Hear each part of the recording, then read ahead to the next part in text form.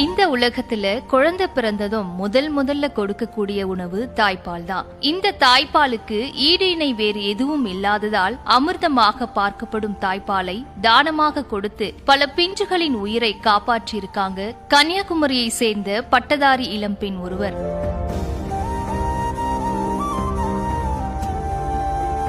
கன்னியாகுமரி மாவட்டம் தக்கலை அடுத்த மேட்டுக்கடை பகுதியைச் சேர்ந்த முகமது ரிஃபான் என்பவரின் மனைவி முஃபினா ரிஃபான். MBA பட்டதாரியான இவருக்கு 4 ஆண்டுகளுக்கு முன்பு திருமணமான நிலையில 3 வயதுல ஒரு பெண் குழந்தையும் 11 மாசத்துல ஒரு ஆண் குழந்தையும் இருக்கு.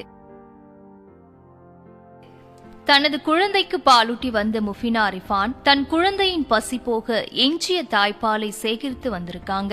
அப்போதான் தாய்ப்பால் இல்லாமல் தவிக்கும் குழந்தைகளுக்கு தனது பாலை தானமாக கொடுக்கணும்னு எண்ணம் முஃபினாவுக்கு வந்திருக்கு. இதனால முஃபினாவே தானாக முன்வந்து அரசு மருத்துவமனையை தொடர்பு கொண்டு தாய்ப்பாலை தானமாக கொடுக்க போறேன்னு சொல்லியிருக்காங்க. அங்கு இதுவரைக்கும் யாரும் தாய்ப்பால் தானமாக கொடுக்கறது இல்லைன்னு மருத்துவமனை தரப்புல சொல்லப்பட்டிருக்கு. இதை கேட்டுட்டு அப்படியே விட்டுறாத முஃபினா அடுத்ததா NGOக்களை தொடர்பு கொண்டு அவங்களோட வழிகாட்டுதலின் பேர்ல கடந்த ஜனவரி மாதத்துல இருந்து தாய்ப்பால தானமா கொடுத்துட்டு வராங்க. இதுவரைக்கும் 200 லிட்டர் தாய்ப்பால தானமா கொடுத்த முஃபினா தாய்ப்பால் இல்லாத இளம் பிஞ்சுகளின் பசியை போக்க இளம் தாய்மார்கள் தாய்ப்பாலை தானமாக கொடுக்க முன்வர வேண்டும்னு கேட்டுக்கொண்டிருக்காங்க.